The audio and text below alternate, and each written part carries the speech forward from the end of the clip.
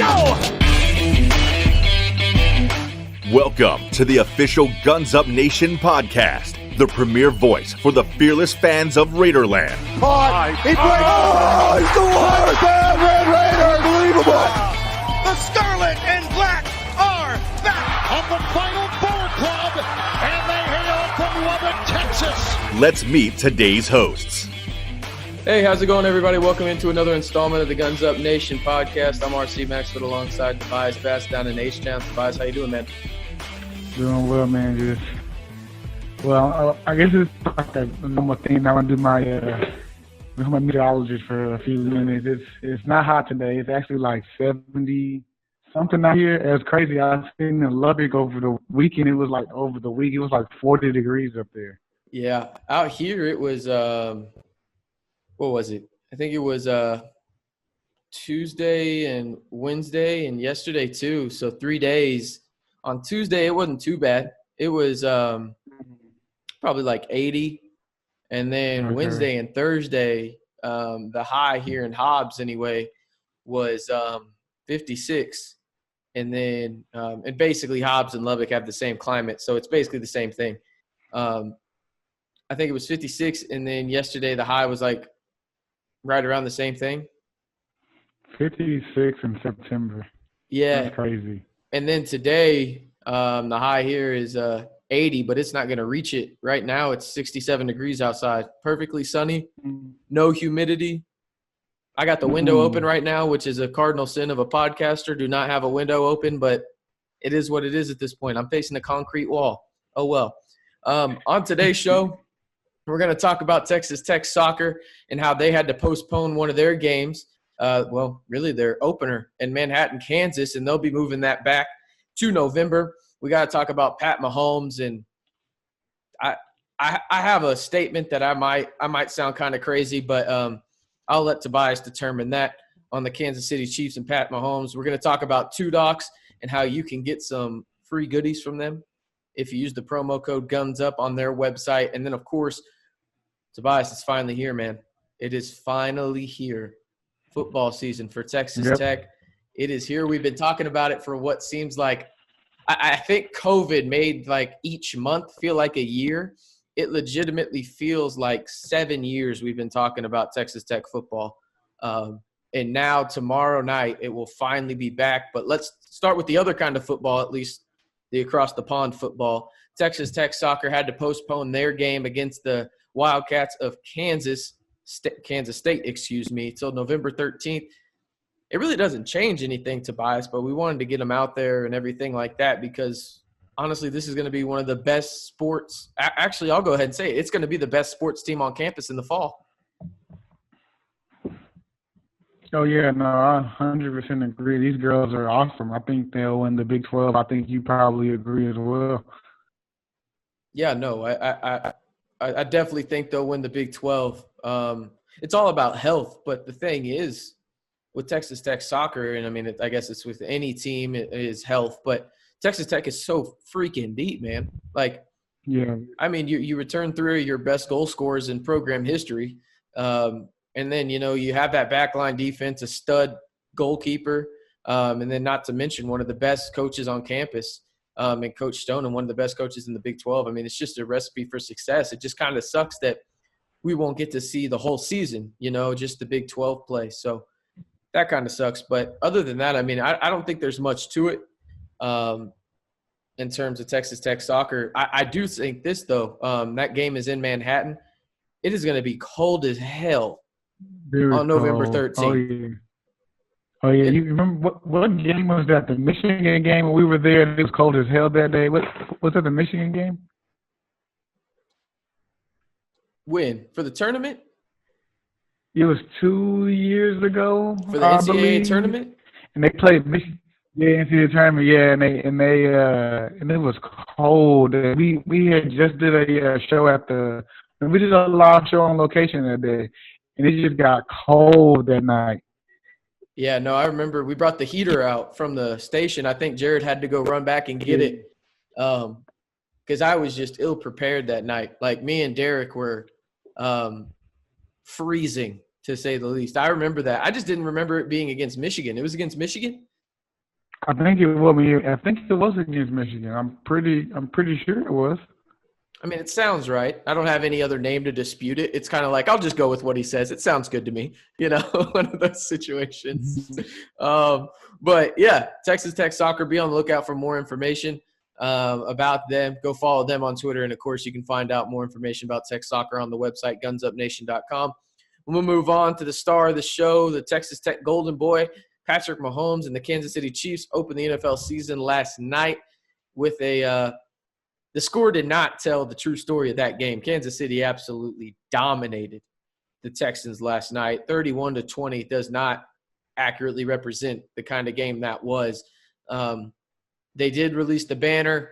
It was a great night in Kansas City all around. You got to see some fans there. They booed during a certain point, which probably they shouldn't have booed in, but it's kind of to be expected at this point, sadly. But let's just stick to on-the-field stuff, Tobias. This is my prediction. Just watching them last night, there's a lot of intelligent people that cover football way more thoroughly than you and I do, right? They have the Houston Texans making the playoffs, which is, I think, kind of fair. You lose DeAndre Hopkins, but if David Johnson is even close to what he was, we probably shouldn't have made fun of that trade as much as we did, but I'm still going to make fun of it.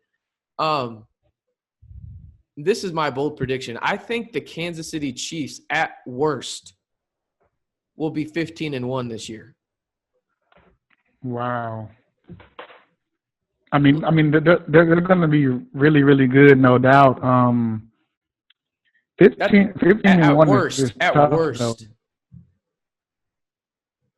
So you think there's a high or a good chance they'll go perfect? I don't know. The thing is with me is, it's football, man. Like, it's always fickle because, everybody – one injury can change this whole thing, right? And it's COVID season. We don't know how that works, right? But if, let's just say there's no COVID stuff and they have just normal injuries, a normal football team injuries. Pat Mahomes put up 211 yards last night and 3 touchdowns, and he didn't even break a sweat. Nope. I mean, the Texans, they're just not a good football team. I know, like you said, that trade was still bad. They have a bunch of small injury-prone receivers. Randall Cobb gets hurt every year. Will Fuller tears his ACL every year. And Brandon Cook was on the verge of retiring, I believe, a year ago. Kiki Kuti, our Tech guy, he also was hurt yesterday. Offensive line is still bad. This is kind of what they are. I think whatever their over-under was, I think I would bet the under on this team. Deshaun Watson's the stud, but they just don't have a good team. But as for the Chiefs, though, their schedule, so, I mean, they play – no, who do they play? Who do they play next? They play the Chargers and the new stadium at Baltimore, New England, the Raiders at Yeah. And then they play at Baltimore. I mean, I don't 15-1 is tough, but they still have to play at Baltimore, at Buffalo, at Tampa, at New Orleans. That's tough. And I get it. It's bold. I wanted to preface that before I said it, and you don't have to agree with it. Just to me, though, like, and maybe there's some bias because of Patrick Mahomes, but at the same time, like, I thought that offense couldn't get any better. And then I know it's one game, and I'm probably falling victim to just recency bias, but Clyde Edwards-Helaire just brings a whole different dimension to that offense, right? Like, there were things he was doing last night where I honestly thought Clyde Edwards-Helaire would be more involved in the pass game. He only got 2 targets, but he carried the ball 25 damn times. Like, do I think he's going to carry the ball 25 damn times every game? Hell no. He'd die. There's no way he survives that. Like, he just doesn't. But at the same time, I think it's probably realistic. How many games this year do you think that he doesn't have at least 18.5 touches or more? Yeah, very, very few. I mean, first of all, I didn't realize how heavy he is. He's 5'7", 207. So that kind of tells you how strong this guy is and what he brings to the table. But yeah, I think there's going to be very few games he doesn't touch the ball. Like you said, they barely threw it to him, and he was just bullying. They just really couldn't tackle him. He's, making people miss. He's just he's finishing runs. This isn't a little guy. No, yeah, he made Justin Reed look like a damn fool back there for the Texans in their secondary. Looked like a damn fool last night. No, I agree. The biggest thing with them, I think, is going to be injuries. They lost one of their Ward. I think he fractured his hand or something like that. So hopefully, they can stay healthy for the most part. Yeah, and I mean, they did lose one of their offensive linemen. He's a doctor in Canada. So shout out to him trying to fight the virus up there. He thought his patients were more important than football. Good for him. So he opted out, but they did get Osimile, who was a really good left guard for a long time with the Raiders, if you remember him. So, obviously they lose a little bit of talent, but at the same time, it's not a drastic drop-off like some of these teams had. But we'll move on. We got to thank today's sponsor of the podcast, Two Docs. Tobias, it's getting to be that time. You're getting to go outside a little bit more while it's a little bit cooler and stuff, as long as you're doing it safely, right? And Two Docs offers that kind of environment where you can go out with your friends in a safe environment where they do have mask protocols and everything out there. So what you can do is you can go to Two Docs. You can have a great beer. You can listen to live music. You can get some great food at a food truck that they bring on site, all with your friends, family, whatever you want, in a great environment for a beer to hang out with your friends. I got to still beat Tobias at cornhole. We haven't done that yet. It's very difficult from about 500 miles away, but I promise you guys the next time I see Tobias, I will beat his ass at cornhole. And you know what? It's going to be at Two Docs too, and he's going to owe me a beer after I beat his ass. So Two Docs is located at 502 Texas Avenue in downtown Lubbock. You got to go see our friends, but if you can't, be sure to order the beer online and use the promo code GUNSUP. And if you spend $49 or more, you'll get free shipping. Again, that promo code is GUNSUP. And on $49 or more orders, you will get free shipping when you use the promo code GUNSUP. So go see our friends at Two Doc and support a local business. Again, that's twodocs.com or twodocsbrewing.com. Again, twodocsbrewing.com, and tell them Guns Up Nation sent you. Let's get into the crux of this, Tobias. This is the reason we're doing the podcast today. Well, not the only reason, but the main reason. It's back. We talked about it. It's football season. Feels like it's been 7 long years, not even months, since we've seen or really had any practice footage from Texas Texans. They didn't have a spring camp, and now they're less than 24 hours away from playing their first game of 2020. I'll list some keys to the game, Tobias, and you just say what you think in terms of the keys to the game could be. But the first one for me is they got to start fast. This Texas Tech team has to start fast. Funny enough, I don't know if you know this, Tobias, but the head coach of Houston Baptist is Zach Kittley. His dad, yes, is Wes Kittley, Texas Tech track coach. So it'll be a homecoming for him as well as other guys on the staff for Houston Baptist. But Houston Baptist really struggled up in Denton last week, and they allowed 721 total yards to the Mean Green up there in Denton. And Texas Tech, I mean, they got to come out fast. Alan Bowman has to prove that he's the man for this team. He's got to come out, and he's got to be quick. I don't care what kind of first drive they have. It can be a 10-play, 81-yard, drive where they just run it with Sir Roderick down their throat. Or it could be a 4-play, 75-yard drive where Alan Bowman just has 4 absolute strikes to Eric, Kuntz, TJ Vasher, Rigdon. I don't really care who, but he has to show that he is the guy for this Texas Tech team. Well, speaking of the family, their special team coordinator and running backs coach is Tyler Chauvenet. He's the son of Lawrence Chauvenet, our president. The offensive line coach is Jared Castor. He was a 4-year letter center at Tech as well. All of them were also on the Tech staff, in the past. But, yeah, no, I 100% agree with you, though. Going to have to start fast. I want to personally, I want to see them go through the air.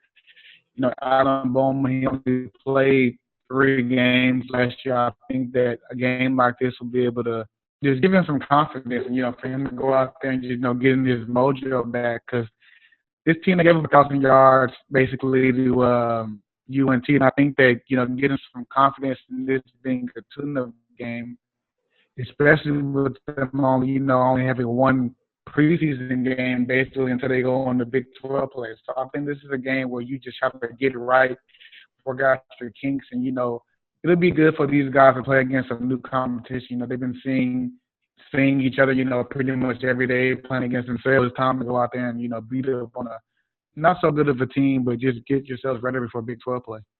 Yeah, no, I think that's a big key for Texas Tech this week is just you're not playing against yourself anymore. That's huge. You've seen the same guys lined up against you or some combination of them lined up against you for what seems like forever now. You want to get out there and you want to play some new competition, see a different colored jersey across from you.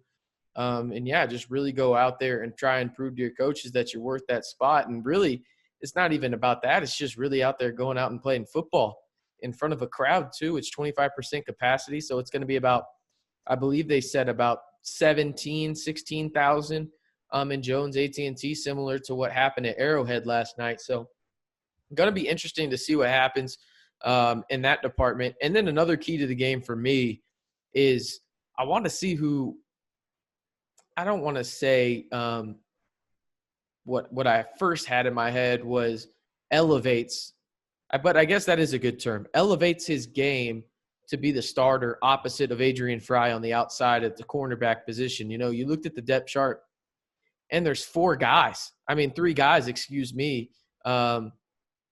who are on the depth chart, and they show like, hey, they don't really have a starter right now, which is kind of interesting if you look at it, because you think Texas Tech, you don't really think defense, but they have options here. And if you look at the CB position that I'm talking about, it's Alex Hogan, sophomore.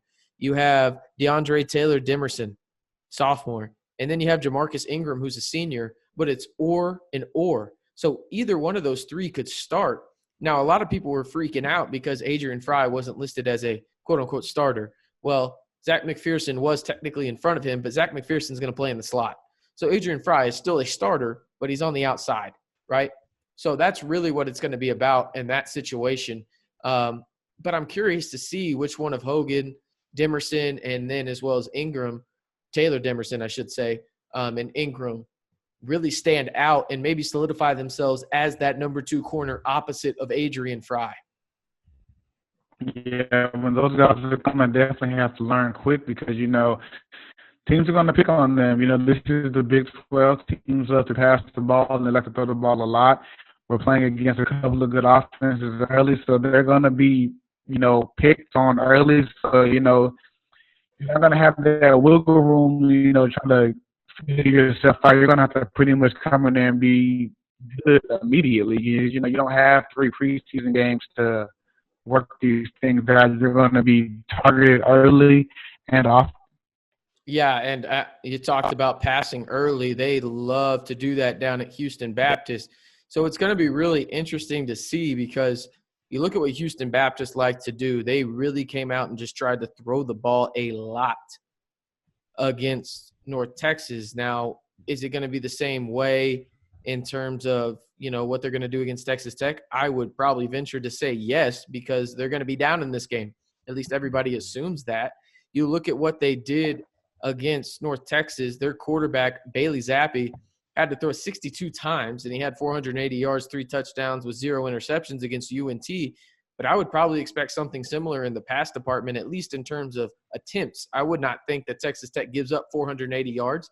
If I had to guess, I'd probably say in that, 225, 275 range, because garbage time is a big issue in that regard. But when you look at what Houston Baptist likes to do, it's kind of similar to Texas Tech in terms of they just like chucking the ball around, but Texas Tech can do it different because they have a guy like SaRodrick Thompson in the background, or in the backfield, I should say, that can become a big difference maker who can take over a game by himself. Yeah, I agree. I think that he'll probably run all over them. I think but this is a game for me. I know what SaRodrick brings to the table. Bowman, he hasn't played that much the last year or so. So I think this is a game where they probably try to let him go out there and do his thing because you're going to need him to be effective early. Like I said, you don't have time anymore to you don't have to read warm-up games to prepare for the Big 12. You play Houston Baptist, you have a bye, and you play UT. Like even though it's at home, you're still going to play against I think so, a pretty good defense. Many college football analysts, they have UT playing in the college football playoff. So I think you're going to have to let Bowman kind of go out there and just do his thing and play as many snaps as he can. Yeah, it's going to be interesting, that UT game, because you do have that offensive line that has three guys that have played significant snaps. One of them in Josh Berger, who is a transfer from Wofford. They're all on the right side, though, including Deaton at the center. Now you have guys on the left side. They do have a little bit of experience, but not a lot of starts under their belt. And you wonder, does that become a factor? And, Bowman's head, we talk about psyches a lot when it comes to quarterbacks, and, that's their blind side. You want to protect them as much as possible. And with Bowman's injury history, is that, somewhere in the back of his mind? I personally don't think it will be, but if it is, he's only human, it would make sense. But for me, when I look at this entirely, right, there is no reason whatsoever Texas Tech doesn't cover the spread. First of all, the spread has been fluctuating a little bit, but there's no reason at all that they shouldn't cover this spread. And then second of all, I really, truly believe that Texas Tech, if they want to go in the right direction and have, I guess the momentum is the word that everybody would use in this situation. But if you want to have, hey, it is Houston Baptist, and it's kind of like a quote-unquote scrimmage for them. But, hey, we did these things right. We need to build upon the things that maybe we weren't doing in practice right, in this game. Because if you're not doing the things in practice right, I promise you ain't doing against UT right. That's just not – it's just not going to happen. So, and I mean, you mentioned it. They have a chance to go to the college football playoff. Do we think it'll happen? No, because when has UT ever been back? But the real question is, when Texas Tech does fix those problems, is it just, do they get hyped up and they fix them against Texas, or do they alleviate the problem entirely and then they can move on? Because a lot of people, and I mean a lot of people, are scared about the secondary. I'm not one of them. I actually think the secondary could be a bright spot for this team, because I do like Monroe. I love McPherson just as you do. I love Adrian Fry, and I think that it's a telltale sign that Texas Tech hasn't had in a long time in terms of their cornerback depth. When you have three guys, not just one or two, but three guys that are listed on the depth chart as the starter potentially, that's huge. When has Texas Tech had that? I can't remember the last time Texas Tech has had a secondary where you could legitimately say three guys on one side of the field could start at the cornerback position. I think that is really telling about the depth that Coach Wells has brought in and Coach Patterson has helped develop on that side. And, obviously we're in love with the linebackers and there's a little bit of work on the defensive line, but as long as the secondary can hold just a little bit in the Big 12, you're going to give this team a chance to win football games every week. Yeah, no, I agree. Like you said, I mean, knowing that you have three formative guys back there already in playing DB is a plus sign. I mean, that's a lot of teams right now, they're going to season, they don't know, kind of really what they have, especially a young team with a young defense as well. One thing I want to look at, this is kind of outside the box. This might not be a good example with the HBU, we'll see, but you know how you can come back next year. I want to see how this affects recruiting in the transfer portal because, I don't know, let's say their slot receiver goes off against Tech. I can see, Tech, for example, you play that team, you have a kind of an inside advantage on him because you are the only team that got to play him.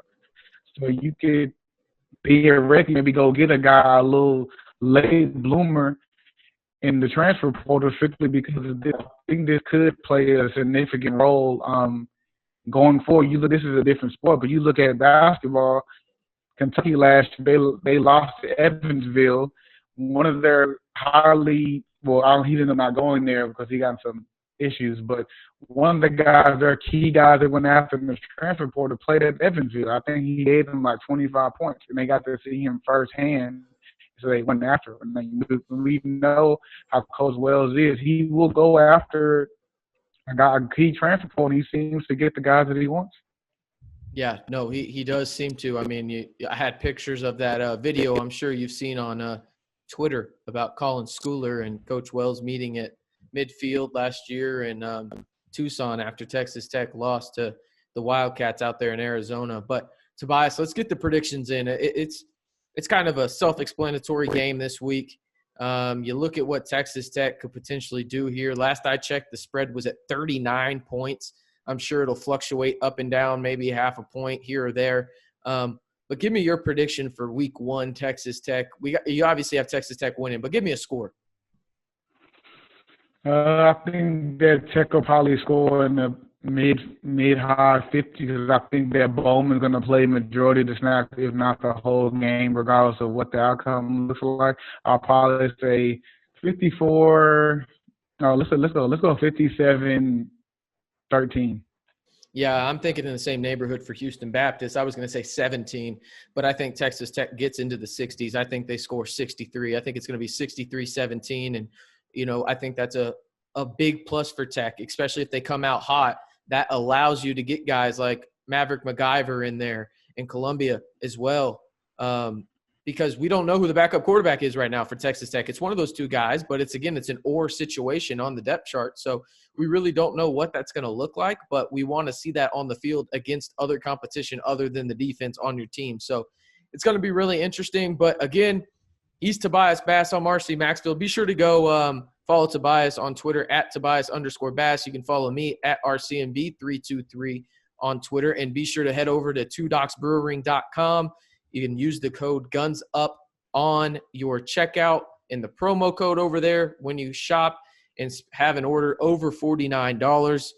You use that code and you get free shipping. So tell them Guns Up Nation sent you and go help out a local business. Again, he's Tobias Bass. I'm RC Maxfield. We do have an announcement. Tobias and I will be on Facebook Live on Saturday night, the Guns Up Nation post game. So go check that out. It'll be on the Facebook page over on Guns Up Nation. You can ask us questions. We'll answer anything that stood out to you or any of your friends. Maybe you were tailgating together, send some pictures in and everything like that. But we'll run down that game as the Red Raiders face off against the Huskies of Houston Baptist. Again, one more time, he's Tobias Bass.